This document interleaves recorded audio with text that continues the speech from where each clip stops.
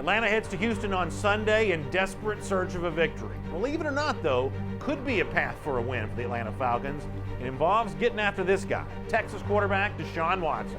We'll talk about it next on AJC Falcons News Now.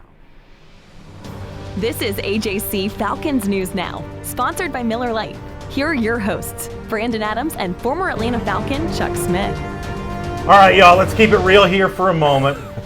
Falcons go to Houston on Sunday. Not going to be easy. We certainly know that. And, Chuck, there's probably two brutal truths. By the way, my name is Brandon Adams. This is the former Atlanta Falcon Chuck Smith. It's AJC Falcons News Now, sponsored by Miller Lite. We'll take care of that and kind of dive into our conversation. There's probably two brutal truths that over the course, really off the top of the beginning of the show, we should probably address. There's a chance the Falcons season might not be safe. I mean, there's just a chance, right? Yeah. Through 4 games, they haven't looked good. That's a good point. 3 quarters of the season left. If it's anything like the first 4, that's not good news for Atlanta moving forward. And there's also a chance, kind of hanging like a dark rain cloud over the team right now, there's a chance that Quinn might not be the guy to save it. It's just a fact, right? Yeah, well, that is a fact. And right now, when you look at the wins and losses, it comes down to that. But let me tell you one of the things that's just as important, B, is the fan support. Yeah. Remember, this is a business. This is all about what? Also making money. Yeah. So I just also think that the Falcons are in a tough situation because Quinn is on a hot seat, and there's no question about it. So with that in mind, Quinn, we don't know about his future. Falcons, we don't know how the season's going to play out the rest of the way. You got to acknowledge those two truths off the top of the show. However, beyond that, I do truly believe this. That should not prevent a Falcons fan from trying to enjoy the game Sunday with the Texans. I can't guarantee how the outcome of the game works out. I can't promise you how everything unfolds once the game begins.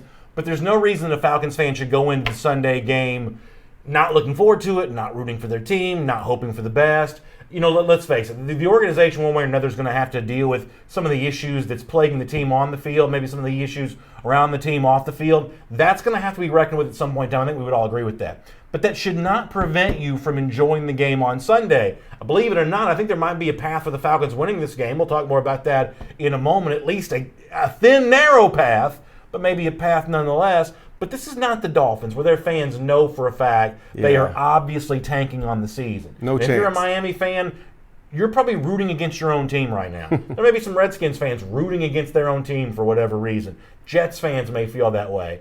Falcons fan does not have to do that. Falcons fan does not have to go into Sunday saying, I hope they do lose, so it sends a message to owner Arthur Blank or general manager Thomas Dimitroff or anything like that. I believe the front office of this team is paying attention and listening. I don't think Atlanta's like some of these NFL fans. I don't think they have to root against their team on Sunday. Yeah, but if you're a Falcon fan, you're riding and dying. Yeah. If you're a Falcon fan, you like you said, you're going to have to roll with the team. Because to me, anytime you start saying, I'm not going to watch the game, I'm worried about it, you've already thrown in the season. Now, I've seen crazier starts where teams have come back and had opportunities to what? Make it to the playoffs. If the Falcons knock off the Texans, they have an opportunity. The next thing you know, you get 2. So this team is capable. But if you're a Falcon fan, you already quit, you ain't no real Falcon fan. But you understand what I'm saying, though? I get it. If you're a Dolphins fan, you want Tua Tagovailoa as your quarterback, you're rooting against your own team on Sunday. Yeah. And if you're a Redskins fan, you don't like your coach, you don't like your owner, you're kind of rooting against your own team on Sunday. All I'm saying is there are moments, even when ride or die, die-hard fans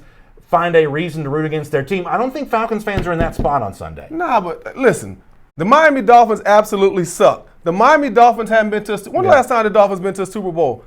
So Falcon fans, we have a different perspective. We have gotten to the Super Bowl. Yeah. We have franchise cornerstone players.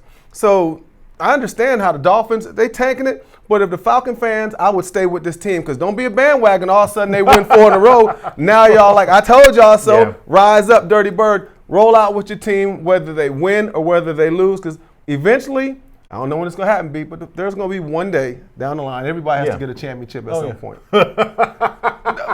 That is a very helpful tone. Put that on your motivational poster. Everyone has to get a championship at some point in time. At some point. That's a very philosophical thing. The Cubs got one, the Red Sox after long. Even the Cleveland Cavaliers got a championship. That's right. Let's go Falcons. That's exactly right. All right, so we're going to talk about a path for a potential victory for Atlanta on today's show. And You can decide for yourself if you think it's realistic or not. We'll do that coming up. Before that, though, we try to be really interactive on the show and take a bunch of your comments. It's AJC Falcons News Now. It's sponsored by Miller Lite. Miller Lite's the official beer of the Atlanta Falcons. It tastes great. It's just 96 calories. So you're getting together Sunday afternoon. You're watching this game with a lot of your Falcon fan friends. Miller Lite, a great choice kind of for your game day watching party, your tailgate, the next time the Falcons are back at Mercedes-Benz Stadium. Miller Lite, a great choice there. We appreciate Miller Lite being a part of our program. All right, Anthony Bell taking your advice, saying let's go Falcons. He's ready to go on Sunday. Leon Hutchinson also weighing in. Good to have Leon as part of the show today. Shelby's Atlanta Beagles, though,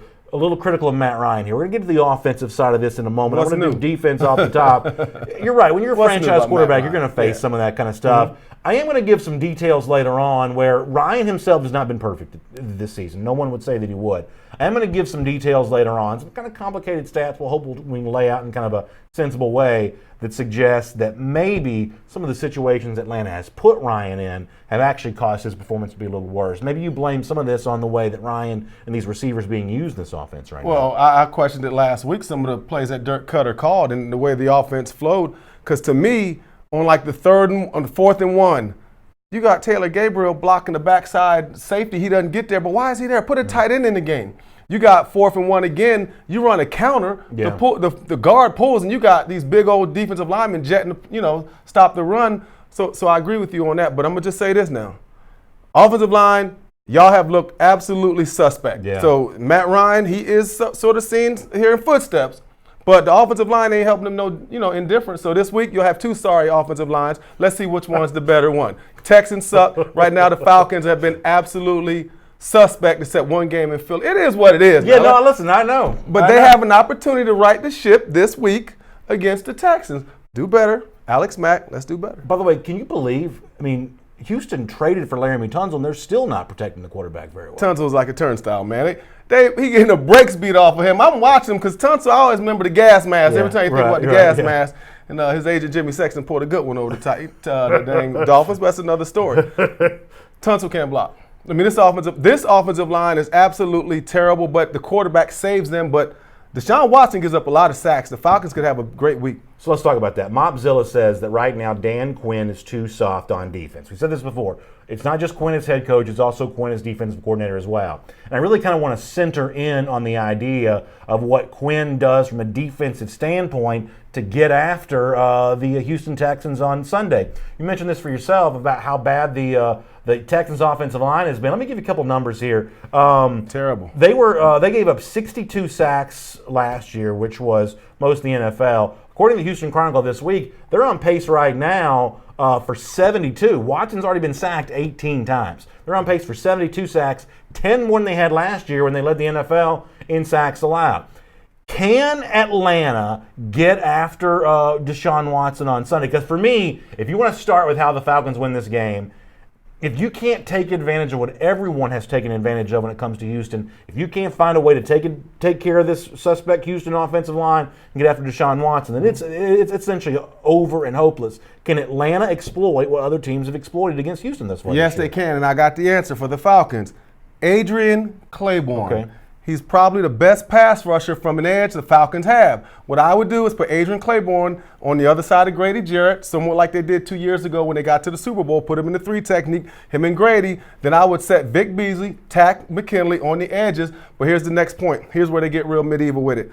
I would use Devondre Campbell. I'd do a 5-man pressure, and I wouldn't give Deshaun Watson any time because he struggles against 5-man rushes. Kind of did my homework. Against 4-man rushes, he's really effective, but he struggles when they send pressure because the offensive line cannot protect. And is it fair to say that, I don't want to put words in your mouth, you may tell me I'm wrong about this, but philosophically, as kind of a defensive line pass rusher, you're probably a little bit against. You probably mostly want those 3- and 4-man pass rushes to work, right? I mean, how do you feel normally about going to a 5th man in that pass rush situation? All right, I agree and I disagree. Okay. I agree with the 4-man rush. I absolutely hate the 3-man rush. Okay. 3-man rush means first down against a positive quarterback because only 3 they cannot break through usually on a 5-man rush. So that's a whole other story. We'll get into that another day. But I like the 4-man rush more than I do the 3 or the 5-man rush. But here's the Falcons' challenge. You got defensive ends that are standing up now as 3-4 backers. Mm-hmm. So the challenge the Falcons have is he's got to use some moves. Mm-hmm. I don't know. I've been saying it for years. The Falcons said it this past offseason. Dan Quinn said that Vic needs to develop a second counter move. So I'm saying what they said. I'm watching the film. If I'm a Falcon fan, here's what I want to tell our viewers. Watch this weekend, and if you see Vic use a spin, clap your hands. If you see Takk McKinley use a chop, swim, something, it's a technique. It's just like a hitter, a baseball player that goes up there and he doesn't have a swing. There's a technique right here, load up. Yeah. They're not loading up, and they're not using their moves. So I think the Falcons fans, if you want to see your guys use moves, that's how you improve. I mean, it's a simple recipe. You got to have skills, and you got to be able to execute them. I know for a fact that you have said before that you didn't necessarily love the transition Atlanta seems to be going through from a typical base 4-3 to more of a 3-4, where your defensive ends become kind of stand-up outside linebackers.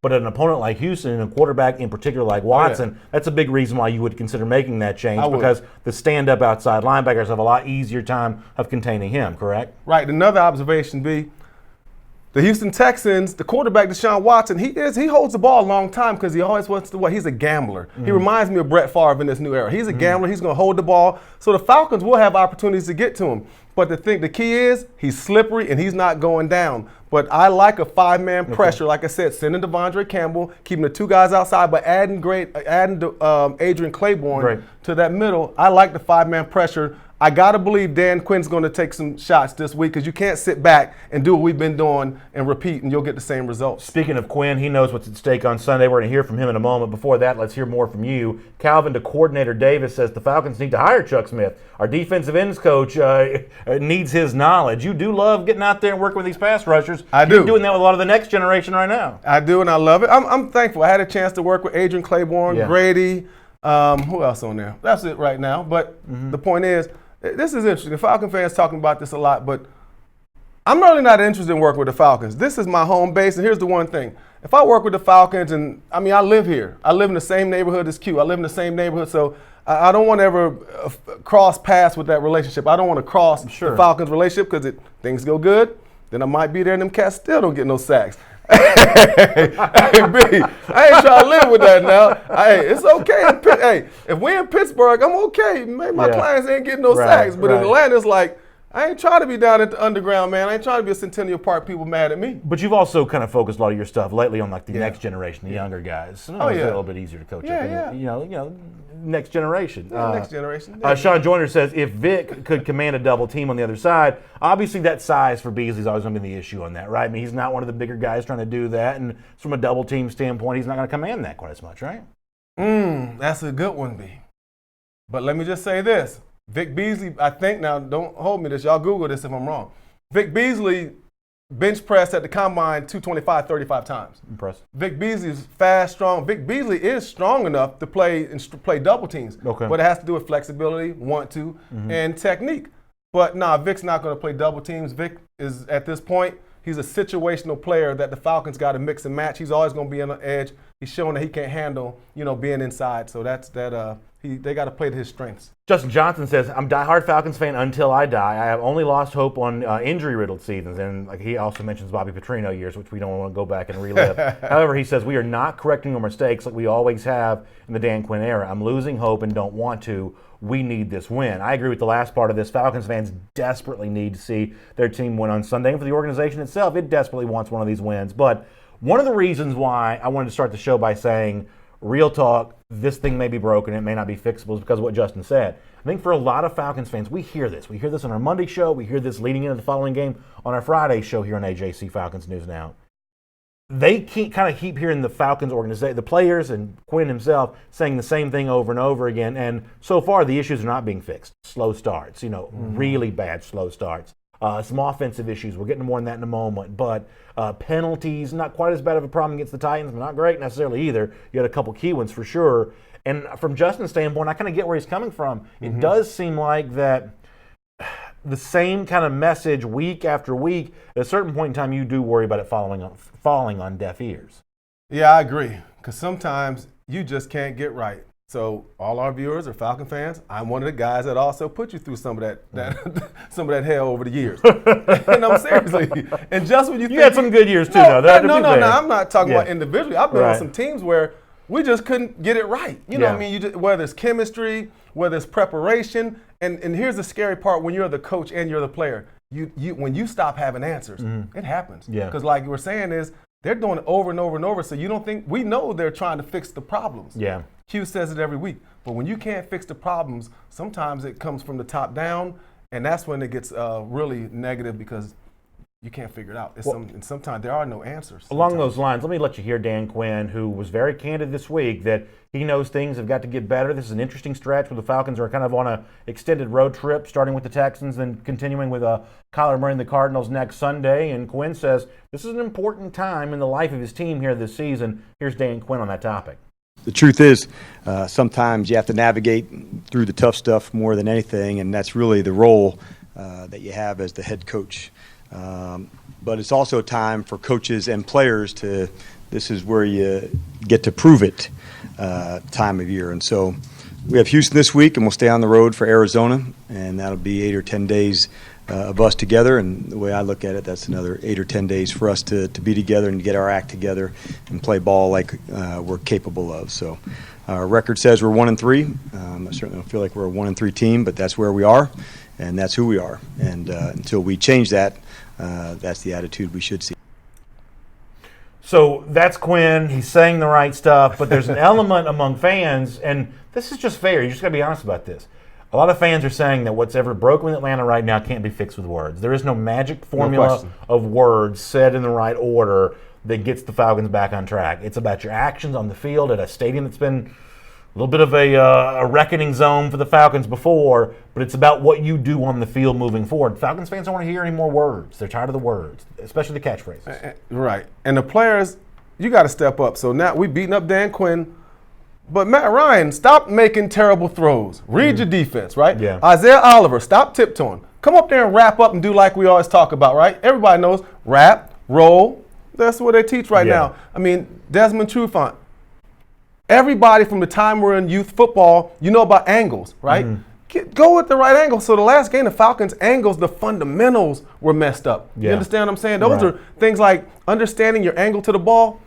It's really almost disrespectful to the game when you're a guy like that and your people are supporting you like our Falcon fans. Yeah. I mean, we invest in you and you can't even take the right angle and you making about $10 million a year.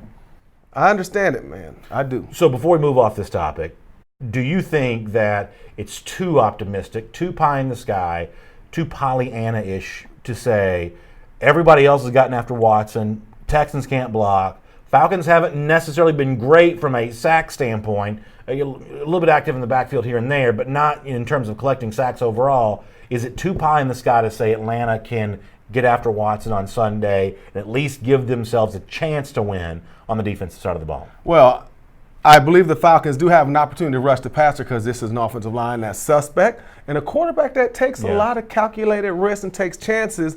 And also now, let's look at the Falcons' pass rush.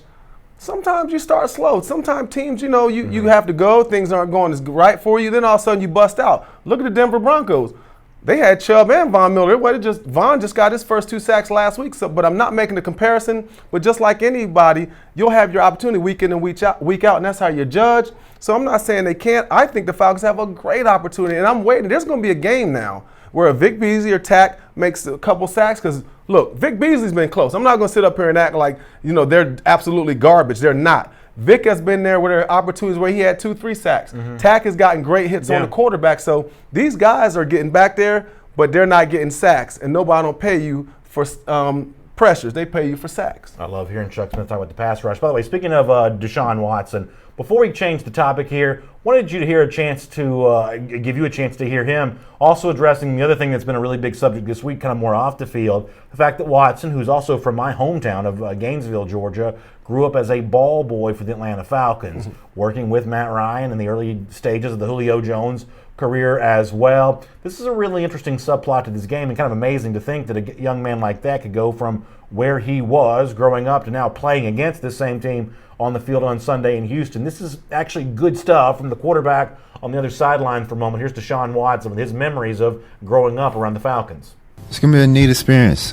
A lot of people, in that organization that's still in that organization, I will get to see Sunday. That kind of watched me grow up, kind of watched me go through high school, through college. People that I threw to, like, of course, Julio and And, watching Matt Ryan, grind and go through training camp and watch how he improved over the years and things like that, and me looking up to all those guys, it was special because they helped me pave the way to the position that I'm in today. First of all, you want to talk about making me feel old.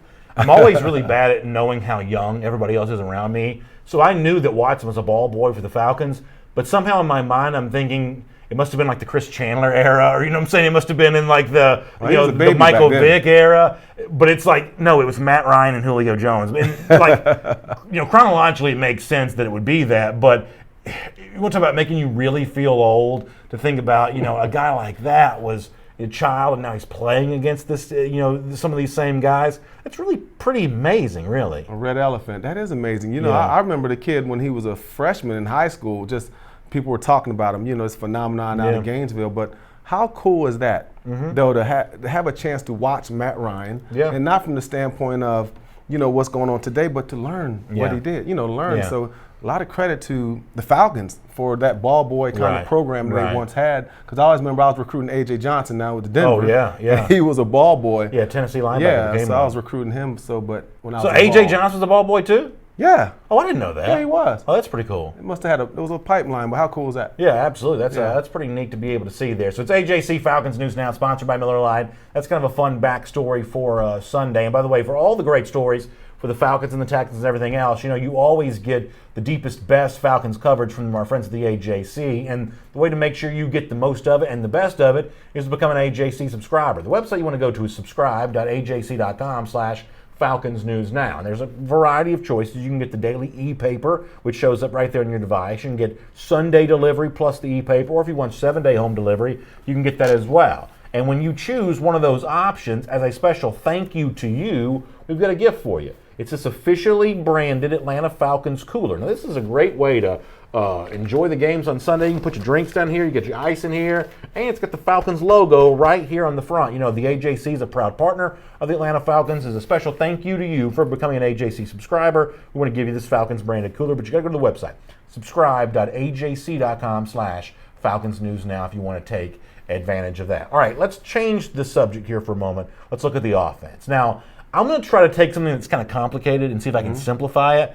but I am very curious to hear your thoughts on this about something Atlanta did not do offensively well last week. They're hoping to do better at this week, but maybe to me it's much more of an example of kind of the suspicions I have about Dirk Cutter running this offense now and basically everything that's gone on here since Kyle Shanahan left after the 2016 season. Let me show you this from a guy named Warren Sharp, who's I like him. He does some stuff for Sharp Football Analysis.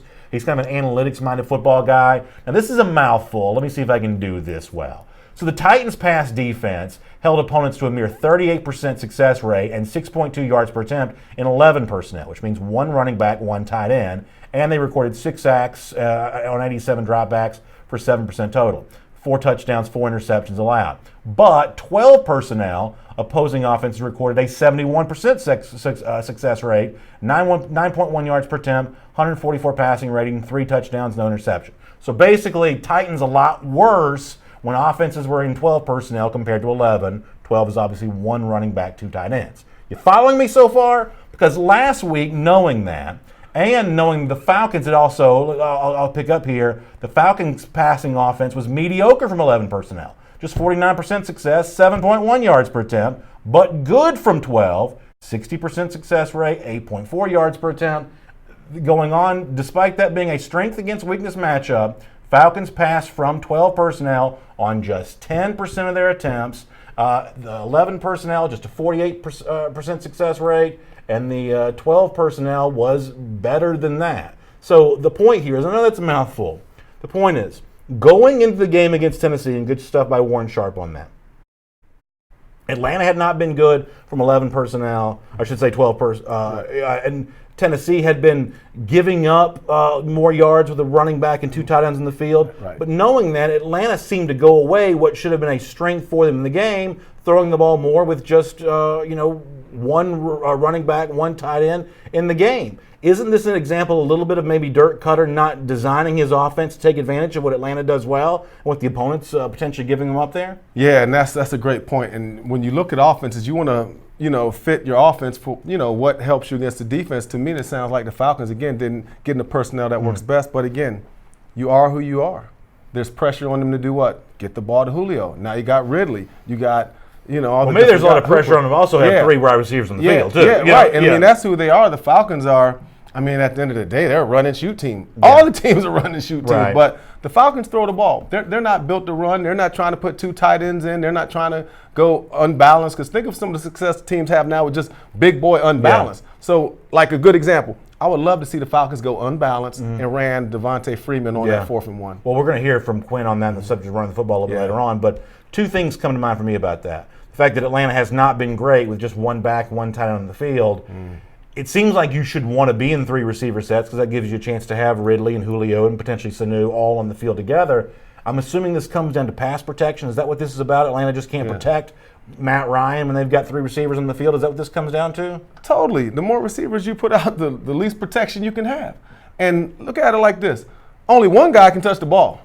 I'd rather them have an offensive lineman in there to protect Matt Ryan and live to fight again. Yeah. So we don't have to take so many risks throwing downfield, getting interceptions, or Matt getting hit. So the Falcons have to figure out a way to slow the game down. Yeah. You know what I'm saying? They're trying to throw at a fast pace, but it hasn't been working. To me, let's try and see what happens when you play a little bit of big boy ball, but that's not how they're built. Right. It's easy to say, but that's not how they're built. And I know that certainly as a player yourself, you like the physical part of the game and you want to see Atlanta be maybe more physical than it has been.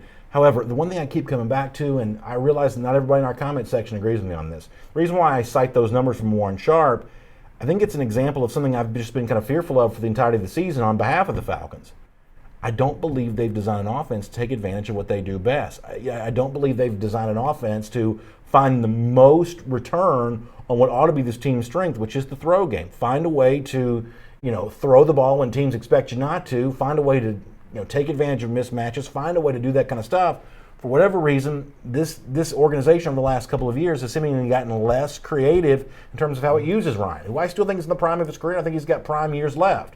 Obviously, Julio Jones, we know that he does. Calvin Ridley is an up-and-comer, one of the top receivers in the league. Young receivers anyway, top young receivers in the league. And yet I just think that we've seen a consistent pattern here with 2 different offensive coordinators over the last couple of years where I don't think the Atlanta offense is designed to maximize that as much as it could be. I think the Falcons took a chance, though, with Dirk Cutter. You understand what I'm saying? It wasn't exactly like he came here on a home run winning streak, hitting home runs. Yeah. At Tampa, calling the plays. But I'll say this. We're beating up Cutter again. We're also beating up the line. Now, when I'm watching that zoom lens, when I'm watching on TV, I'm not exactly seeing separation from a lot of the receivers, but I'll tell you one thing I'd like to see. They need to run shorter routes because I'm watching them run 4 verses. You're not the New Orleans Saints. Yeah. Drew Brees, they run 4 deep, straight downfield. The Falcons are doing a lot of that. You know what I'm saying? That's why Austin Hooper is getting so many passes underneath because the Falcons are running 4 deep, 4 wide. But I think it was a risk when you took him. Right now, I think there's some questions there, but it's everybody to me. It's everybody, in my opinion. What I see, and obviously you know the X's and O's 10 times more than I do, a million times more than I do. But when I'm watching, Red Zone on Sunday and flipping around, seeing everybody in the league, all I see all across the place are all these young coaches with those perfectly trimmed beards, a lot of abs, the good-looking guys, and they got quarterbacks all running these very quick, short route offenses where quarterbacks are dropping back quickly, and they're looking to deliver the ball quickly to a wide receiver on a short route. And it just seems to be the speed with which the game's being played right now. And, boy, that's not exactly what you seem to see going on here in Atlanta. You know the X's O's better than me. I'll let you say if I'm right or wrong. But when I'm watching football on Sundays, that's what I see a lot of these up-and-coming coaches in the league seemingly doing. You're right. I ain't seen a quick screen to Ridley at all. Yeah. So think about this. They've been throwing it to Julio. Why don't you get him involved? I remember a couple years ago they did a little screen to Hooper. They used to do, I don't know who the coach was, but they did a little screen to Hooper, but things like that. But I agree with you 100%. The Falcons have to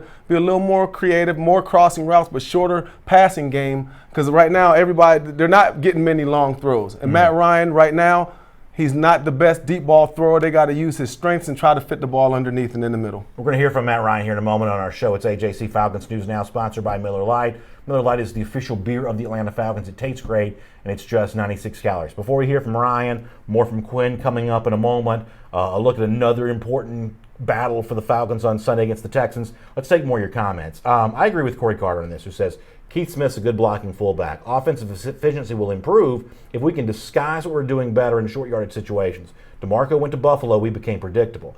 I do think this is a really good point. If you go back and look at the Super Bowl season, when the Falcons won the NFC a couple of years ago, there have been a lot written about this. Look at how efficient the Atlanta offense was throwing the ball. I talked about 12 personnel before, 22 personnel. You put 2 tight ends, 2 running backs in the game, throwing the ball out of that set. Atlanta was incredibly efficient in doing that. New England remains very efficient in doing that. When you've got these sort of big jumbo packages and then you throw out of that, the NFL teams that do that typically do pretty well. It's almost like, you know how that bravado, Brandon, like it's like, yeah, I know I can't do it, but I'm a man up. I'm going to do it because everybody says that's what we should do, because the Falcons have talked about being more physical this year. So it's almost like they're better throwing, like you said, but it's like, man, we talked about being tough. You know what I mean? Brotherhood, we can get it done, and they're doing things that aren't in their nature. I think it comes down to this, to me. It's very, very simple of the smart coach in the NFL throw when it looks like they're going to run, and sometimes they may run when it looks like they're going to throw. That's what the smart coach in the NFL do. Sometimes it really is that simple. I think that's actually a really good comment. Let me get a couple more here as part of our Facebook comment section before we hear from Matt Ryan. And Ravenel Dupree kind of saying some of the same stuff. We went from being a team predicated on running inside and outside zone, trying to run power. Devontae Freeman is a great zone runner, but power isn't his thing. Why can't Dirk adapt to his scheme to fit the skill set of his players? We're going to hear from Quinn in a moment talking about the lack of running game thus far. I actually think Dan makes a pretty good point on this in a minute. But first of all, your thought on really not getting Devontae Freeman going. He's one of these guys that got kind of a pretty big contract for you. Not really getting him going as of yet. The running game has been, for the most part, non-existent for Atlanta this season. What's your take on that? Well, my take is start slow. Falcons start slow. They get behind, so they can't run, so it takes away from Freeman. The last 2 games, he's come out and shown that he can still run. But simple. The Falcons start slow, they get behind, then they have to put the ball in the air, so it takes away from the running game. Anthony Lamar Jones says, I fear this window, he means for the team, is closing, but hopefully we can get it together. Seems like we're running around with our head cutting off, trying to figure out ourselves before it's too late. So here's what I believe, Anthony. I think if you're a Falcons fan, I think it's certainly fair to have little confidence in Quinn right now. He's got to prove himself one way or another in the field, but if you've lost confidence in him, I can't necessarily dispute your feeling on that. The one thing I believe firmly, and you don't have to believe what I'm saying, but I believe it myself firmly, is that the window for Ryan and Julio and Ridley, these guys on offense, you can add Matthews in there as your offensive tackle. I think when healthy, Lindstrom and McCrary, decent little nucleus along the offensive line. There's a nucleus of talent here for this team for which the window has not closed. It has not. You can talk on the defense side of the ball about Grady and Dion, some of those guys. I'm not telling you this is as talented as a roster as Dimitroff would have thought it was a year or 2 ago. We can debate that if you want to. But there is a nucleus of talent that's still got prime years left, and the window on that group has not closed, but you got to use them properly. The window ain't closed. Yeah. It's not closed, and right now they got years before it closes. Matt Ryan's going to play he's got years to play. Julio's going to be here. You got Hooper. You got 2 offensive linemen that were first rounders. Come on, you got Ridley. You got defense. Now the question for me is, what's going to happen on the pass rush? And I hate to keep coming back to that. Pass rush and coverage seems to be the Achilles heel, but you got Grady. You got Tack. You still got Vic Beasley has an opportunity to step up depending on what's going to happen the rest of this year. Dion, you got Devondre. Yeah. That's not an issue about the window being closed. Charlie B says we need to reset and become a defensive loaded team. He does think the window is closed with the current structure. He says Ryan is done. Julio's talent's being wasted. Need a new, fresh running back. Look, I'm not going to be a Matt Ryan apologist because I've told you a million times before. There's some problems with the way that Ryan has played through 4 games this season. But you can also look around the NFL and you can see a lot of teams that would gladly trade places with the with Matt Ryan here. Washington drafted a rookie quarterback, didn't exactly look great last week. Miami's a mess. Jets quarterback's got mononucleosis. You want Joe Flacco? Yeah. You want Joe Flacco in Denver Denver? Broncos here for a moment. Even bringing a guy like on a supposedly good team like the Rams, Goff's not exactly lit the world on fire, No. for the most part this year. So I'm not going to be a Ryan apologist and tell you that everything's perfect with him because he has not had certainly a very good season up to this point in time.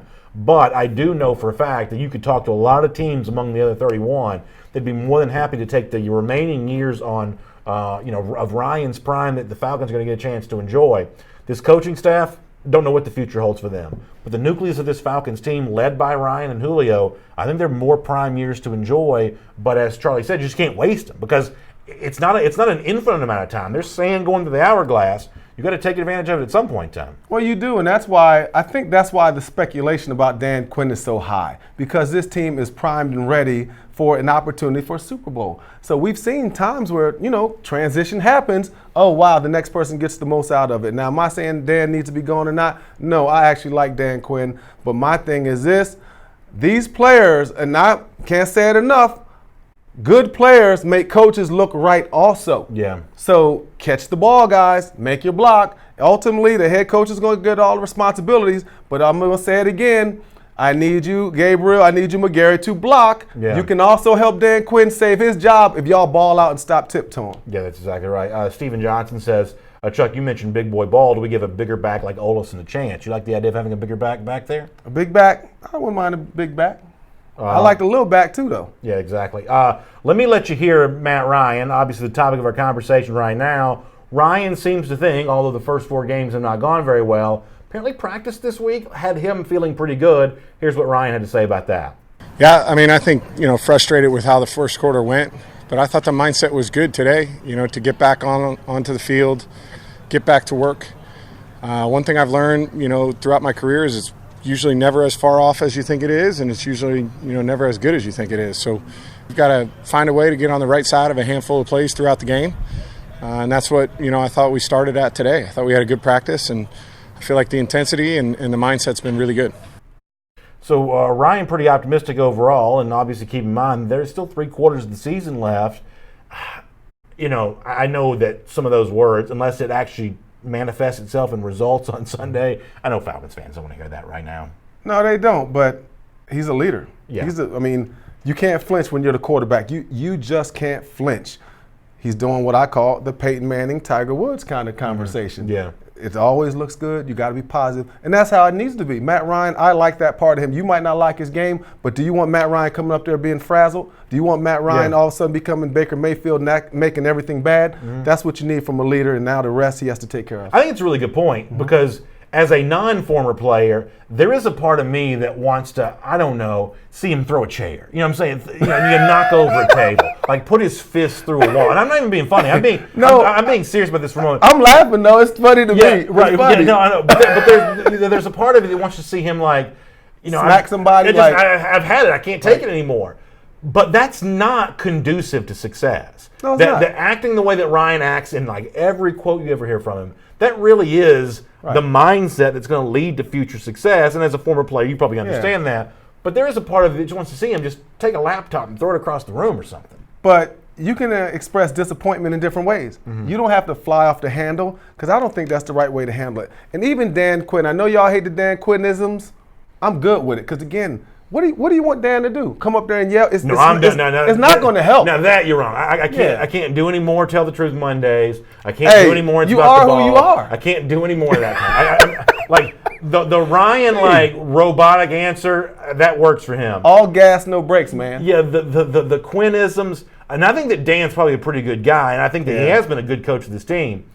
But I can't do any more of that. I can't do any more. The T-shirt where everybody's holding arm in arm. I can't do any more. I can't do any more of that now. I can't. I'm done with that. But you would, if Dan Quinn was up there acting a fool, it would add more negative to him than it would do more harm than it would do good. Yeah. I mean, to me, the fans get emotional because they're invested. But as a team and an organization, you got to be able to handle yourself. And let me just put this as a side note now. This is as a former coach. If you do get canned, the other owners are watching. Mm-hmm. So part of this it's a big business now. Yeah. So Dan Quinn, you go fly off the handle, you act a fool like Rex Ryan. I ain't heard no GMs calling Rex in a minute because they absolutely don't like the way he handled himself in Buffalo. So who wants to bring in a guy like that? Well, I think it's a great point because while there are plenty of things about Quinn as a coach right now that I think are worthy of criticism, there's one thing he's never going to do. He is never going to embarrass this organization. He won't embarrass himself in terms of making himself a candidate for future jobs, depending on how this works out. Mm-hmm. But the one thing that you know for a fact is he's not going to embarrass his organization. The team's not winning, but Quinn is not acting the fool. I mean, he is who you see. Yeah. I know Dan Quinn. He's been the same when he was at Florida. He was the same as a player. He's been the same all the steps along the way that I've had a chance to interact with him. He is that kind of guy, and that's why he gets job. That's why he got the job. Right. He's here whether you like it or not. It ain't going to change. That's Dan Quinn. We'll hear from him in a moment on the lack of running game of the Falcons thus far. A couple of your comments before we get there. Antonio Bostic says he does let them have it on the sideline sometimes. They read his body language. I see it, so the players do as well. So apparently Antonio sees a little bit more energetic Quinn on the sidelines. Anthony Jones says, I can't wait until Quinn has our defense maybe look like he had Seattle back in the day, because I'm so tired of the, quote, Matt Ryan fault comments. He's been consistent for years. He's a future Hall of Famer. That, I think that certainly he's on the doorstep of being in the Hall of Fame conversation. But in terms of Quinn fully transforming Atlanta into the defense that he ran the Seattle Seahawks, healthy Keanu Neal makes it a little bit easier, because I do think that Neal is kind of patterned after some of those safeties that Quinn had great success with the Seahawks. But ultimately, part of the reason why folks have a little bit of a problem with Quinn is because somehow that defensive progress just kind of got stopped, right? And right now, hands on Vic Beasley, which you said he wanted, not really working out. Giving up running yards, giving up some things like that. It's Quinn's handling of this defense right now that's probably generating as much criticism for him as anything that he's doing as the overseer of the program as head coach. The biggest problem for the Falcons defense now, Dan Quinn invested in two guys, Vic Beasley and Takk McKinley. Both still have an opportunity to be good players. I'm not saying that. I've seen guys go 6-7 years, go to different teams, but let me just put it right here. The two guys are situational football players. You can't draft first rounders and they play in situations they can't play every down. You understand what I'm saying? So Tack's limited, so is Vic. Those are the cornerstones, but also this ain't the Legion of Boom, right? There's no Richard Sherman, so we got also, there's no, I want all the Falcon fans, I love you to death, but you should never compare Seattle to what we have now, because you got Michael Bennett, an absolute T-Rex, absolutely predator on defense. You got the Legion of Boom. It's just a little bit different, and the guys haven't lived up to what Dan Quinn thought they'd be when he drafted them. Julian Red, going back to the offense for a moment, says, I think we're trying to be a running team, but we're a passing team. We must play to the lead so we can unleash our pass rush. And I would also add to that, Julian, maybe unleash the running game as well, because that's what Dan Quinn said this week. Asked about the ineffectiveness of running the football. Quinn was kind of forced to be honest about that. This is a team that's been losing for most of the games, most of the season. Here's Quinn on the inability to run the ball. Well, I certainly hope that when we start better, we'll be able to do that, to stay more in balance of what we'd like to do. Sometimes the stats can be a little still out there for us, that those whole game together, which obviously is still out there for us, that those numbers would certainly look a lot different. But to have it that much imbalance for us is not good enough. So, well, listen, when you're not winning games. Is that the Godfather? Uncle Arthur looked like the Godfather of the Gambino family around here. Head slicked back. Be that as may, when you're not winning games, you're not going to be able to run the ball. Now, I'm a big believer that you're also not going to run your way to the playoffs either. I mean, this is not Eric Dickerson. This is not Jim Brown era anymore. This is a passing league. But when you look at the glaring disparity in the stat, I do think that comes to the fact that they've just been losing from the word go against Minnesota, from the word go against Indianapolis. Games like that, you cannot run the ball. Yeah, and the good point is when we played Tennessee. When Tennessee got up, they got control of the game.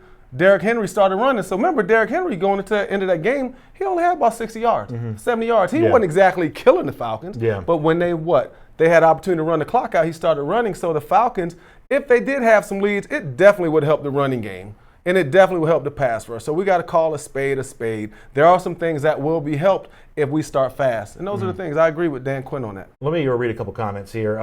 First of all, very nice things.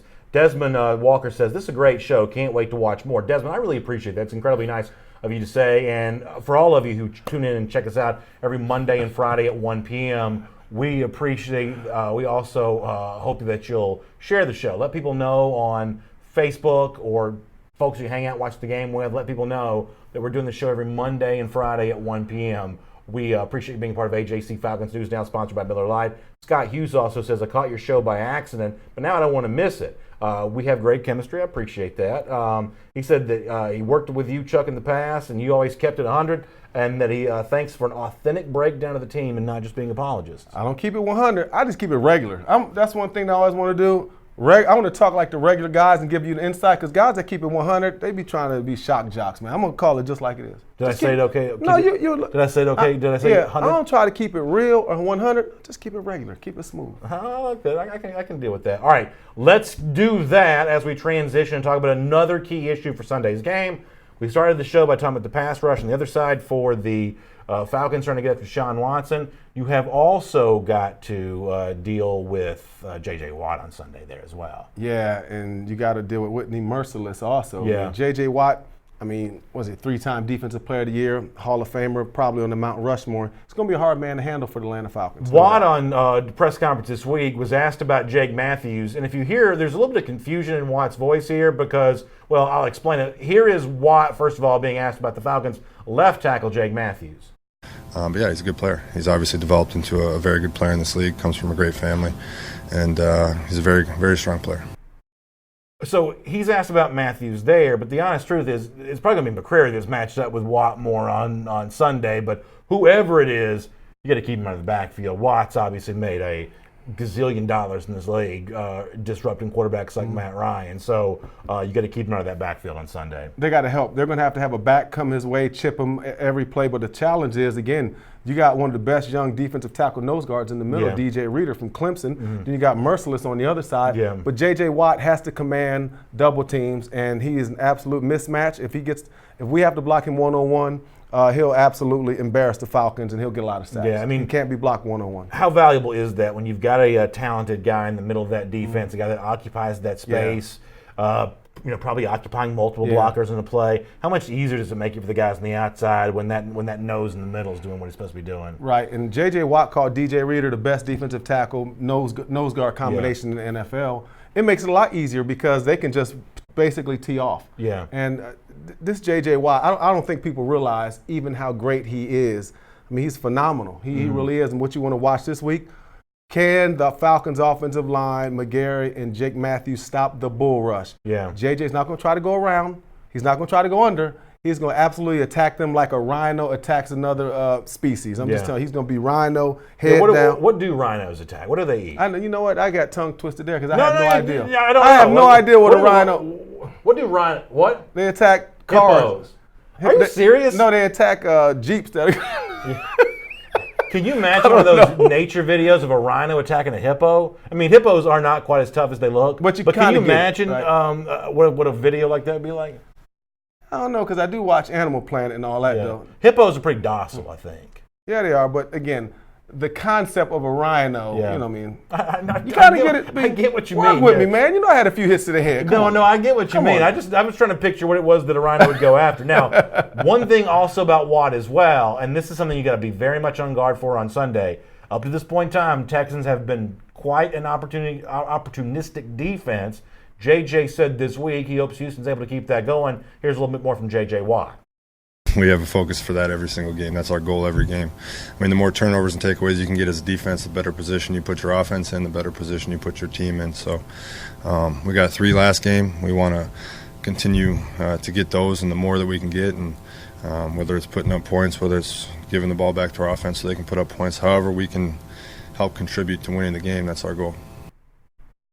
So it's a little nerve-wracking for some Falcons fans, just given Atlanta's own problems with turnovers. Another fumble last week. I think Ryan's himself accounted for 7 turnovers so far this season. Atlanta hasn't forced a ton of these yet either.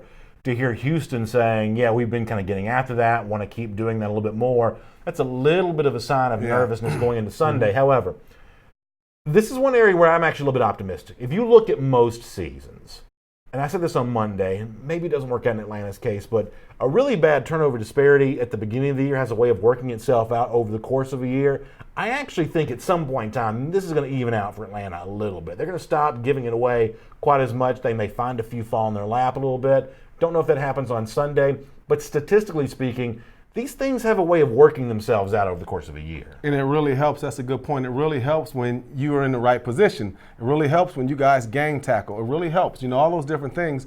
And it can change around. Look, the Falcons got, what was it, Trufant? What do we get? 3 interceptions against Philly. Yeah. Things sometimes go your way when you do the right things. Yeah. You're usually rewarded when your defense does the right things. Yeah. And so there's an opportunity. I wouldn't be surprised if the Falcons bust out one of those games, get 3-4 turnovers. Right. The key is the offense can't make turnovers that change momentum. The Falcons have been killing themselves with these momentum breaker, turnovers. Totally agree on that. That, for me, the issue on Sunday is not so much what Atlanta goes out there and forces, because sometimes that stuff can be a little bit hard to count on, but you got to find a way to avoid them. You got to find a way to be more careful with the football. And I know I joked before about some of the Quinnism stuff, but protecting the ball and taking good care of that, you can't overstate how important that's going to be for Atlanta on Sunday, especially for a team like Houston that's trying to stay hot in that regard. The team that makes the fewest mistakes will win.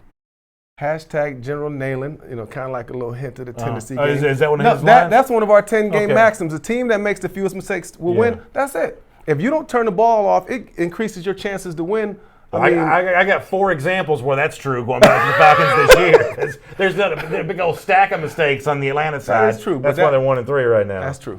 That's pretty good from Nealon. Yeah, he invented the Oski, right? The thing you say when you turn the ball ball Oski. over? He invented that, right? Yeah. He had a dog named Oski, is that right? I have no idea. Yeah, I think that's true. Y'all Google that. You I'm way pretty over sure my head with that. No, one. I'm pretty sure that's true. Let me do a few more comments here for a moment. Julian Red says he'd like to see Hill or Olsen get some snaps. I really like Ito. I mean, I told you this the other day, is that my problem in Atlanta right now is I'm not seeing things from Devontae Freeman that make me like him more than I like what Ito brings to the table. I agree. There's not much for me to say. I want to see Ito Smith too. So yeah. There it is. Chris Am complimentary word saying Chuck was a beast in the defensive line. Falcons need to be picking his brain. We talked about that a little bit early in the show. Britt Williams on the subject of the Riley trade, bringing in some safety help here. Obviously, looking to find some. I mean, like, injuries are part of every team, right? You know that's true. But it was a devastating blow for Atlanta when they lost Keanu Neal for the 2nd year in a row. I'm not telling you that ends the season, because every team's going to have to deal with some of that kind of stuff along the way. But when you lose an injury like that, that is a devastating blow, knowing you have to do that 2 years in a row. It's a downer. Yeah. I mean, you got a guy he made a Pro Bowl a couple of years ago. I mean, you can't replace that, especially when it comes to, again, this is from a brotherhood standpoint. You work as a unit, you work together. Mm-hmm. And it's going to be interesting to see how the Falcons, fill that void. But the first thing you got to get them corners right. Yeah. You got to get them corners right. But you're right, Neal. Still think they should look to Derek Berry, though. I do. Back to you. I know I do. I think they should look to Derek Berry. I love you, EB, but hey, we're in the right position. Ronald Bennett, and I hope I pronounced his name correctly. Ronald, if I didn't, I apologize, says, what happens when the Falcons go 1-4? Obviously, we know what looms here if things don't get better soon. I said this off the top of the program. There are 2 brutal truths you have to address. There is a chance this season for Atlanta won't be saved, that it can't be saved. That what we've seen through the first quarter poll of the year is an example of this just being a bad football team. By comparison, I know for a fact Atlanta looks like far and away the worst team in the NFC South. Yeah. Tampa's better than I thought. Mm-hmm. Carolina, even the backup quarterback, is probably a little bit better than I thought they'd be. And New Orleans, even without Breeze right now, to quote Denny Green, they are what we thought they were. So, by comparison, Atlanta's the worst team in the NFC South. And when you got to play each of those teams twice coming up, that's not a good situation. So, it may not be a savable season. And from Quinn's perspective, he may not be the guy to fix it. So, eventually, we know, Ronald, that Atlanta is potentially moving towards an oncoming train at some point in time if it doesn't get better. But, as I said also at the top of the show, that shouldn't prevent you from at least give them a chance on Sunday. Give them a chance to go out there and get after Watson a little bit. Give the offense a chance to get on gear. Maybe get a lead and find a way to run the ball a little bit. I mean, whatever the future is going to be, I'm talking about the very near future, whatever it turns out to be in a couple weeks' time, as you head towards the bye week maybe, whatever that's going to be, there's no reason why you can't at least try to enjoy the game in Houston on Sunday. Yeah, you want to enjoy the game, and you want to stay with your team. Mm-hmm. But if the Falcons go 1-4, fans, you might as well head on out to Red Elephant Stadium in Gainesville, because that's about how you're going to fill it up. Mm-hmm. I'm just if the Falcons go 1-4, it's going to be totally.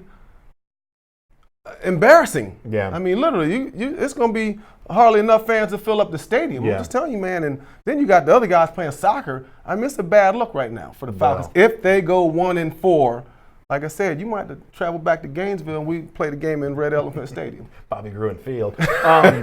So we'll see how it plays out on Sunday. By the way, D-Lad's going to be there in Houston. Obviously, great coverage of the Falcons all week long, trying to fix some of these issues and kind of get back on their winning ways. And the best way to follow all that from what's going to happen there is NRG Stadium is the name of the place in Houston, NRG Stadium. For everything that's going to go on there on Sunday, the best way to follow that is to become an AJC subscriber. You love the Falcons. You love the Falcons coverage that the AJC provides. The best way to get all of it, as I said before, to be a subscriber, a variety of choices for you. You can get the e-paper every day. You can get an e-paper, home delivery on Sundays. People love the Sunday paper. A great preview look at the Falcons game. Look back on the Saturday in college football, for instance. You can also get 7-day home delivery in the e-paper as well. And for any of those choices, when you sign up here as a part of our show, we're going to give you a special gift. It's this officially branded Atlanta Falcons cooler, but the website you got to go to is right there on your screen. It's subscribe.ajc.com/Falcons News Now. Subscribe.ajc.com/Falcons News Now. When you sign up, as a special thank you to you, we'll give you the Falcons cooler. Of course, AJC is a proud partner of the Atlanta Falcons, and we appreciate you being a part of our show. AJC Falcons News Now, sponsored by Miller Lite. All right, Chuck has brought something really cool he's going to show off to us in a moment. Before we do that, though, let's take a quick peek at some of the other games here this upcoming Sunday in the NFL. Pretty good one last night that kicked the week off. Rams going to Seattle. Seattle getting a 1-point win there. Chicago and Oakland are actually in London. So Roquan Smith back playing for the Bears. At least he's supposed to play on Sunday in Oakland. That'll be worth paying attention to. Fun game in Carolina. Backup quarterback for the Panthers. Gardner Minshew going on the road. I think a sneaky good game is the Jags and the Panthers. I agree with you because Carolina surprised me. They've done really well without Cam, but this Jacksonville team, they got something going on. Might have found their franchise quarterback. I like Jacksonville. I wouldn't mind, seeing a lot more of Minshew there. Arizona, Cincinnati. That's obviously the Falcons' next opponent in the Cardinals, but I wouldn't watch this game in my own backyard. Tampa at New Orleans. That's a fun NFC South game.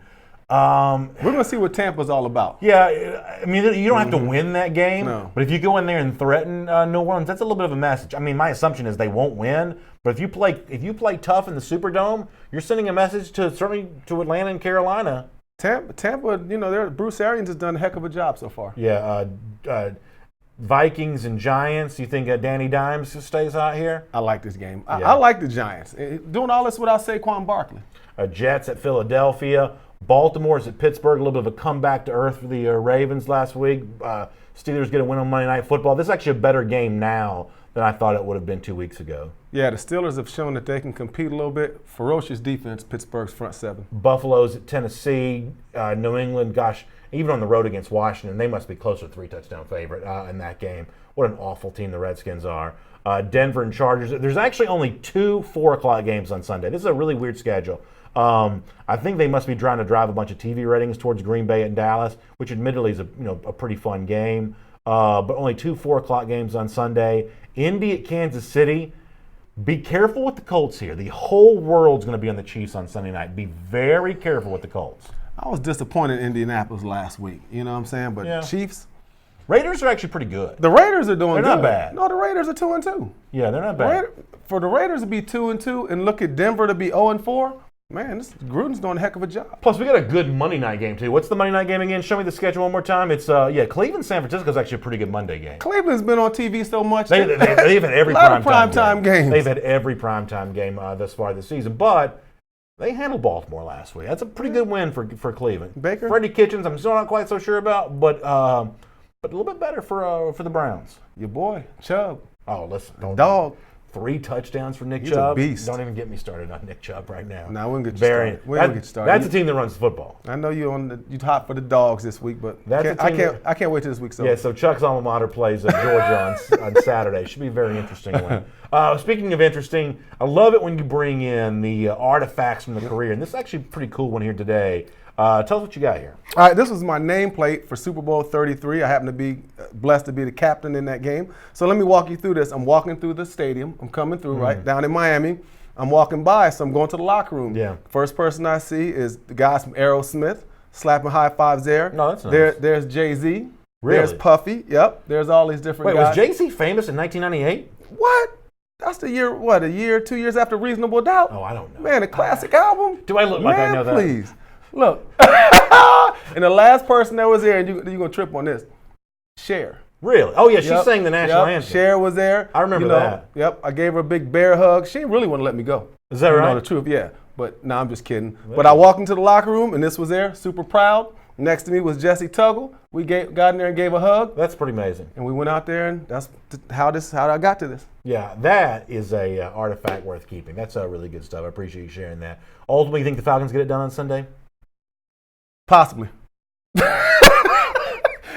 going to be tough. Okay, hold up. It's going to be tough. Yes. There you go. There's 9 other Rhino right there. Yes or no. Depends. If the Falcons don't turn the ball over, run the ball, I think they have a better chance. To me, it's going to be about the run. Can they run the ball? If so, the Falcons win. If they don't run the ball, they can get ran out of town. Arthur Lopez says, rise up, Dirty Birds. That's what they're Rise trying up. to do against Houston on Sunday. We appreciate you being a part of our program. It's all sponsored by Miller Lite, the official beer of the Atlanta Falcons.